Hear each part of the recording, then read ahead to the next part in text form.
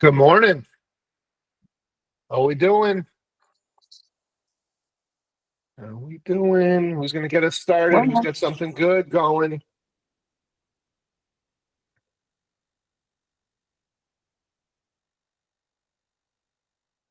Martin's living the dream. All right.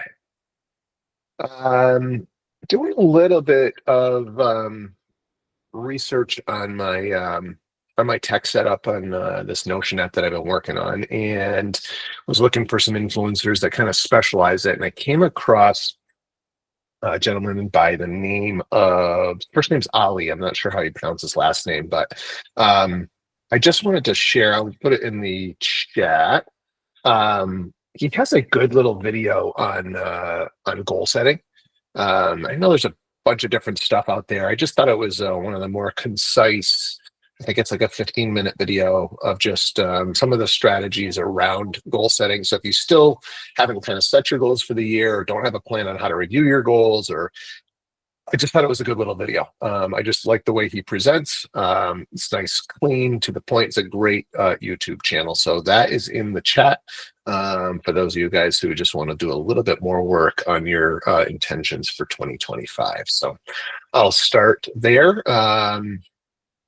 Let's just open it up. Does anybody have something going on a deal, need some help with, or something that you learned that would be a good share for the group?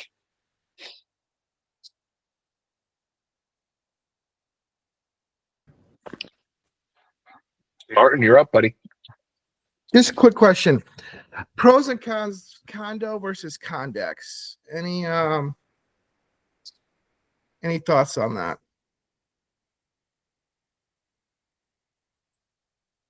Who's got some thoughts?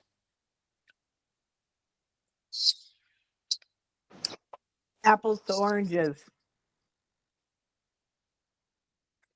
A condo is an association, where you have the fees and they take care of everything. A condex is as close to owning your own house, but you are usually separated by a garage. A lot of times it can be different, but like if you're talking in Westfield, Martin, you got Eli and Pumpkin and all of those streets. So even though they share the backyard, but they can put up their own fence, they can do what they want, there's no real association. And for a lot of them, it depends who lives in them. If you have someone that's Steve oriented, they're going to have something written up when the roof happens, this will happen or this will happen. But if you don't, a lot of times it's kind of a little bit of a free for all. You're responsible for your side, I'm responsible for mine. Does anybody else have any thoughts? I mean, I think you know that in the head. Like, I think the first thing that comes to mind with the condex is if you get stuck with somebody on the other side, that's just a nightmare. Um, I think when you're in a condo situation and, there's an HOA and there are rules and regs and there's a governing body, a board that's usually going to come down on somebody like that. When you're in a condex situation, it's just you against them. And I don't know, it can be dicey because you got a 50-50 shot, I feel like, on the other side on who you get. I just think that the little bit of the less control that you have in that situation, it can, I don't know. I've never sold one, so I've shown a bunch of those, but I've never actually sold one. But those are the things that come to mind, and maybe why I've never sold one is I probably would have tried to talk my clients out of it. So Jay just put in here, yep, two comments about the financing also being a nightmare on the, oh wait, Chris is saying condo financing and Jay is saying condex financing are a nightmare. Go ahead, Chris. Well, like Pumpkin in Westfield, they're actually Condex approved for some reason. So it depends if you get a lender that's going to do the legwork to get that place approved. A lot of times lenders now are just lazy, like you'll get some agents that are lazy and they're just like, nope, nope, it's not approved. But I will tell you, there's multiple condos now, multiple that are on the FHA, Fannie Mae, Freddie Mac, not just FHA, but conventional ban list. Abbey Memorial is one in Chicopee where you can only get financing if you're going through like a People's Bank and they're going to keep it as a portfolio. That's the financing part. But I have sold a few 2-3 condexes, and I've had it where people are ecstatic and they absolutely love it. And I've had it where people absolutely hate it because the neighbor was a nightmare. So I feel like if you were getting a condex, it'd be ideal if you were doing family on each side, but rarely does it happen that you get the whole entire house open. What else, Martin? Is that kind of answering your questions? Anybody else have questions on this? Well, that's kind of what I. No, you're muted. Sorry, the one I'm looking at, that I have two buyers, and this one in Westfield on Western Ave, it's considered, I don't even know what it's considered because everything is split in half with them, literally. And I kind of told my buyer that, like, listen, it sounds great, but what happens eventually, you may not agree on something. That's my issue. Right, the roof needs replacement. It's one roof across the whole building. It's going to be 20 grand. You got your 10 grand. The other person doesn't have their 10 grand. What do we do? Exactly. Yeah. And so Plus, and maybe the roof. Go ahead, Chris. I dig into that one, Martin, because I don't even think Western Ave is a legal duplex, if you will. I think they just like separated part of their house and they're calling that another part. That's been on and off for a while. So I'd almost dig a little deeper on that one. I know they made that like a while back. Like it's been at least 15, 20 years since that's been like that. I just don't think it's legal though. Yeah. I had run into somebody at the city like last year or the year before when they tried to sell it, and he was saying something about something that I would be lying if I said, because I don't remember, because I didn't really care because it didn't affect me at the time, but there was something I just know. All right, thank you. Anybody else just want to add something on, if you've done a condex deal?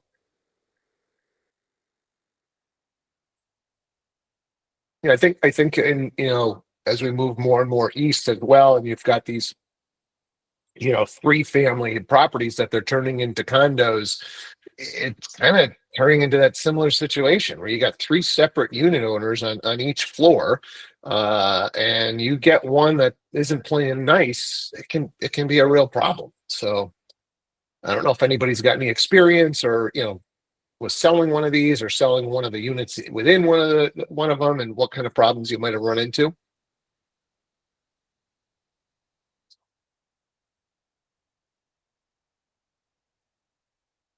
Okay. What else? Who else has got something weird going on in a deal, or have a question, or learned something on a deal that they're doing?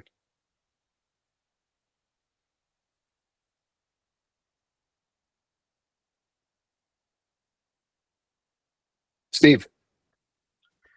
So I'm dealing with a deal. We're waiting on a purchase and sale that was due last Friday, and we're doing everything on our end to get updates on what the status is on the seller side. Well, while we're doing that, I got a call from the listing agent last night saying, hey, we got an appraisal ordered from a different lender. Apparently, my buyer decided to switch lenders, not tell anybody. So I'm dealing with that chaos this morning. I already spoke to Lauren, so she kind of guided me in that. But I guess this is not uncommon. People switch lenders, a week before the closing, I hear. So I'm just kind of trying to button that up. So any tips or advice to streamline this little minor delay? Yeah, look, it definitely happens. What was the conversation like up front just regarding the mortgage? Did they come to you? They already had a lender? Did you get them to go to your preferred? What's the series of events there, Steve? So we put in an offer, same condo complex, second floor. We didn't end up winning, mainly because of the lender. So we had a lender pre-approval. It was one of those online ones. It's Better Mortgage. And we were like, listen, we're not going to get this. They don't want to deal, with an unknown lender. Talk to him about the pros of going to Semper. Got him pre-approved through Semper. We used Semper to get the deal done on the first floor condo. And then what it's coming down to is Semper's doing their due diligence on everything and asking for, documentation, explanations. And he's like, I don't want to deal with this. basically pulled the rug on them, didn't tell anyone, went back to the original better mortgage and already paid them for an appraisal. That's why they called the listing side last night to schedule it, but he didn't tell anybody, and I'm like, yeah, you kind of have to let us all know. It kind of changes everything. So Yeah, look, I mean, do you think you did a good job in setting the expectations up front that there's going to be a lot of documentation, but here's why?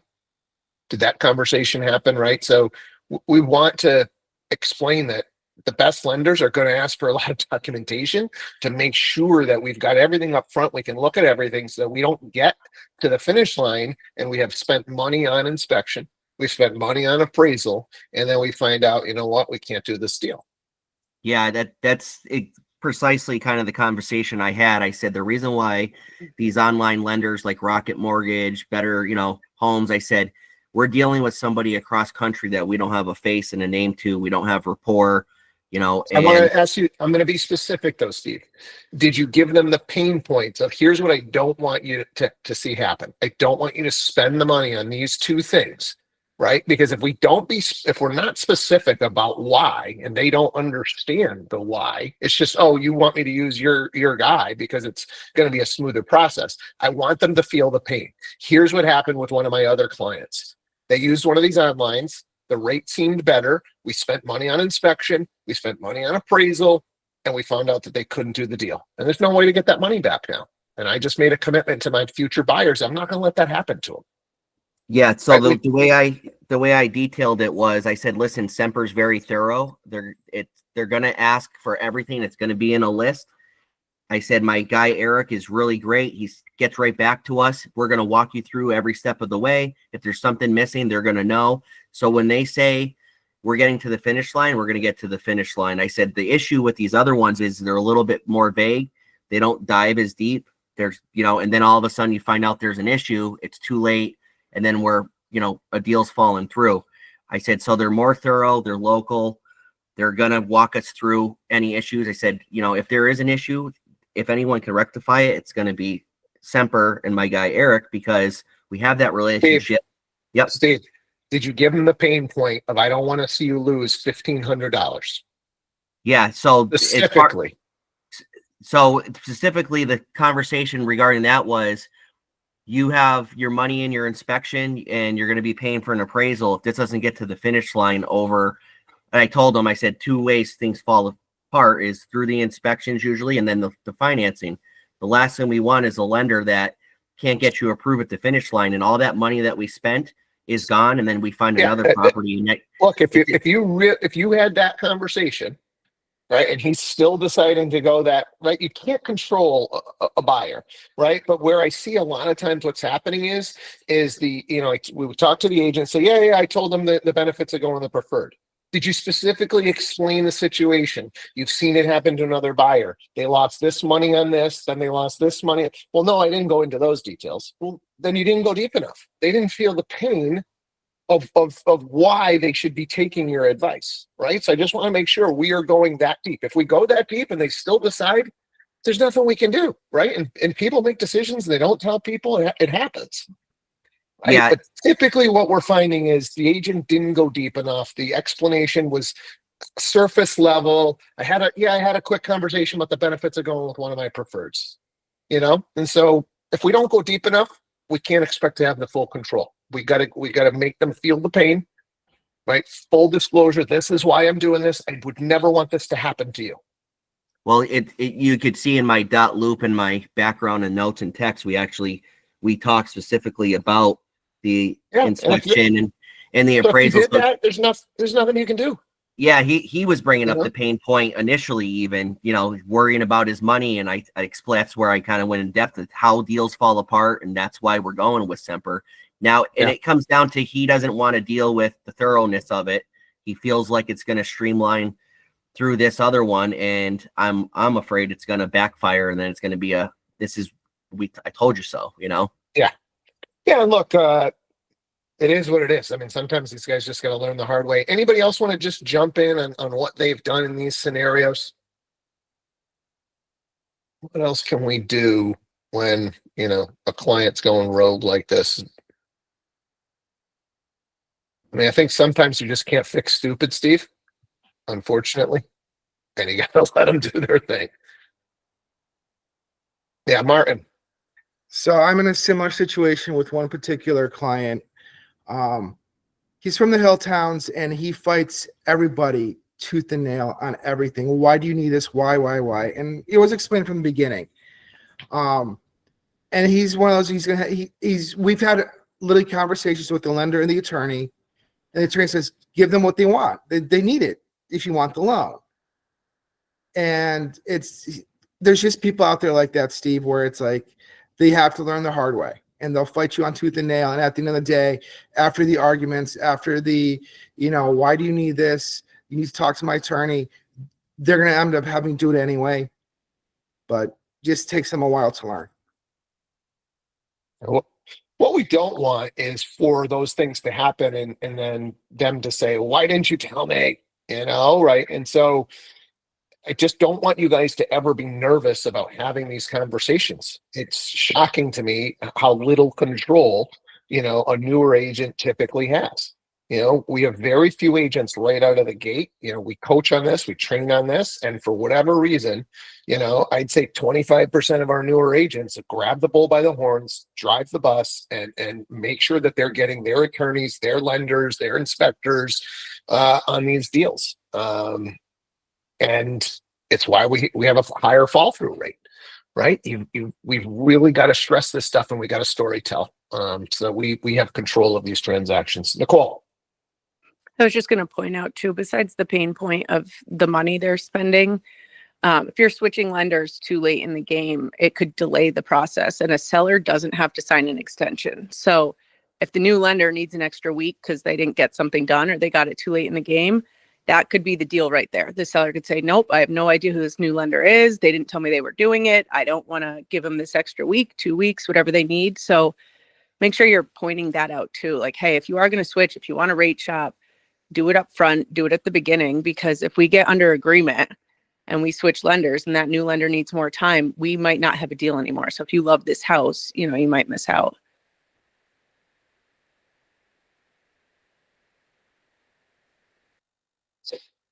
I love that, right? It's the pain point. It's not just the money, but you could lose out on this dream house, right? Or this deal falls apart, right? You get the denial. The seller's not willing to sign the length of an extension that you're going to need to, redo the process with another lender, and now you've lost that dream home.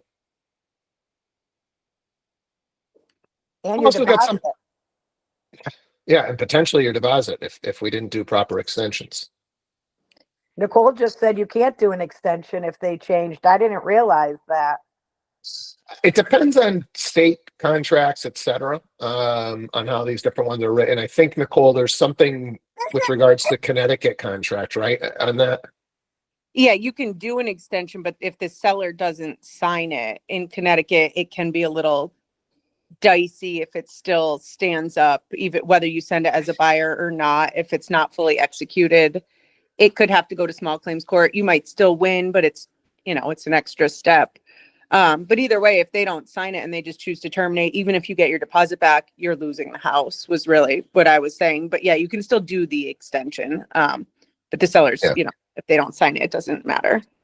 Yeah, and I guess that's the thing about, we try and structure our extension such that if you don't sign this, we get our deposit back. But that's all well and good. The money's in the escrow account. And I'm dealing with this right now, right? We shut down Rovi Homes. We merged with Real Broker. We've got 7 or 8 transactions, money sitting in escrow. It seems like it's a very clear on most of these where the money should go. But the money's not there. The money's not in the buyer's pocket if the seller doesn't want to sign that release, right? So it's all well and good that the contract says X. Both parties have to agree to this stuff, right? Or else you've got to sue them.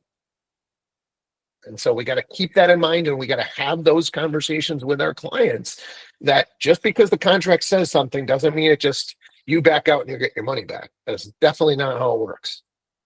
Some of those escrows are from 6-7 years ago. We've got $5,000 sitting here, $1,500 sitting there, $10,000 sitting on another one. So just because it's in the contract doesn't mean it's going to happen when you want it to happen. Anybody have any questions regarding that? Extensions, deposits, releases? Chris? I just had, for the first time in all these years, a situation happen like about 6 months ago where one of my deals fell apart. I was the seller's agent, and they did lose their deposit. The seller, the buyer, and it wasn't mine. I didn't realize, and I don't know if anybody else does, but you as the agent get 50% of that deposit up to what your commission would have been. So I thought that I was going to go that month with nothing because at the last minute it died, and it was truly the buyer's fault and they did lose it, but I still ended up with as much as my commission would have been. Yes, I just want to add some clarity around that. It depends on how you write your contracts. So in the listing contract, It's on it, Steve, automatically. It's on our contracts. it's not in all contracts. There's a section in there that says if the buyer loses their deposit, what should happen to that deposit, and you can fill in what happens. So it depends on, maybe you're using, Chris, a contract that has it automatic. There's no blank there. It just says 50% to the seller and 50% to the agent. But I know, the way that we always coached it was that money goes to the seller. It's really their loss. Did we have time and energy into that transaction? 100%. And it's up to you guys as agents, how you want to write up that clause. It seems fair to me. Like if you were the seller, it doesn't seem unrealistic to ask for 50% of that if that deal falls through and the seller retains the deposit. So, but look at your contracts. If you're a heavy lister, look at your contracts. Look at that clause. Yeah, even in that MAR one, Chris, I'm pretty sure. I don't know if maybe or Lauren or something that might know the contract or use the contract a little bit more frequently. I know the one that we were using had a blank, and I don't know what our default was. I actually wouldn't have known if Aaron Brunel didn't say to me. We were at breakfast. I was whining, and Aaron Brunel said, "Look at the contract, Chris. Look at the purchase and sale. It's right on the MAR." And I pulled it, and sure as shit, she was right. And I ended with $5,000. So that's all I know. It was December. Yeah. It worked great for me. Yeah. And Carolina just put in the thing, yes, if it then turns around and sells, you get paid again. Right? It's basically, hey, we've got money now.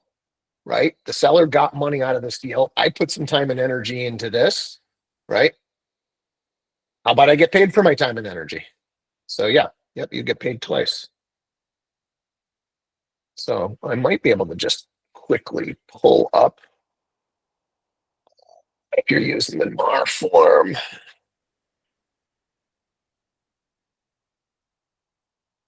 Let's see if I can do this quick. Maybe somebody else can do it even quicker. Template.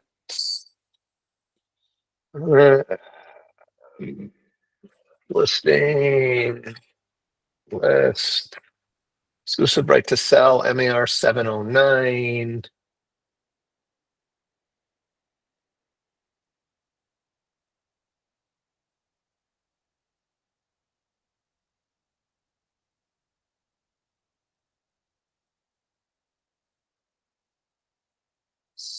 It might be more in the purchase and sale and not in your listing agreement. I don't know if anybody wants to.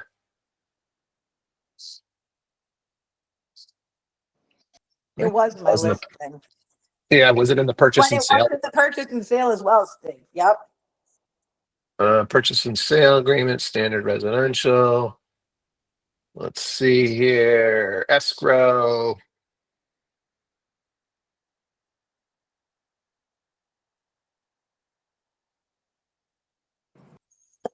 Sorry, I was on the phone.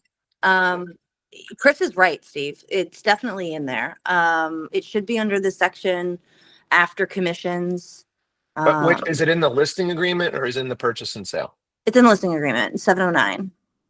Hold on, I can pull it up. Sorry, I was just on the phone and I just 709. KB, do you know if that's all Or states or you just commissions 3. Connecticut, I think, is the one he's thinking of that you have to fill it in. It's under commissions, section 4, section Yep. A, 4A, the third Yeah. one down. If any deposit is retained by the seller as liquidated damages for default of the buyer under any agreement for the sale of the property, the listing broker shall be due 1/2 Yeah. of the That used amount to be retained. that used to be a fill in the blank. It was fillable up until they redid this contract with the new rules, and Connecticut is the one that it's a blank. Yeah. So look at your contracts. Rhode Island is a blank too. Did you doubt me, Steve? Did you doubt me? No, I wasn't doubting you. I know it used to be I'm fill in the just blank, so I kidding. don't want to. I'm just Because kidding. I'm positive at Century 21. I know we did. We told our agents, hey, if that deal falls apart, that's the seller's money. But I always kind of felt like it should have been a 50-50 thing. So I'm glad they put it in there as 50-50, you know? I guess if you're in, The RAPV one was blank too. So maybe that's what you're thinking. maybe we were using the RAPV one Yeah. and not the MAR one. Maybe the MAR one's always been a half. Anyway, good lesson learned, you know, as we're, what happened there? As we're going into, you know, hopefully taking more listings, look at that. If you have a fill in the blank, I don't think any seller is going to argue. Although I can also count on one hand how many times my seller has retained the deposit. So that's another whole story, right? Like in all the deals that you've done, Chris, how many times has the seller retained the deposit? I've never lost, Steve. Never, ever, ever. So that's why I didn't know. I've never had a situation where they lost the deposit. So that's why The buyer, you mean? I was brought to my attention. Yep. So it's tough for these sellers to retain those deposits. It's got to be so black and white that the buyer, you know, all the advantage goes to the buyer. And to be honest with you, this was the guy's TC's fault, and why we should never make our TC the end all be got all, because he had done the extension on the closing date only. He didn't do the extension on the mortgage date. And it was my TC that even caught it. So I wouldn't have known that either. So really, we got to watch. Watch your dates.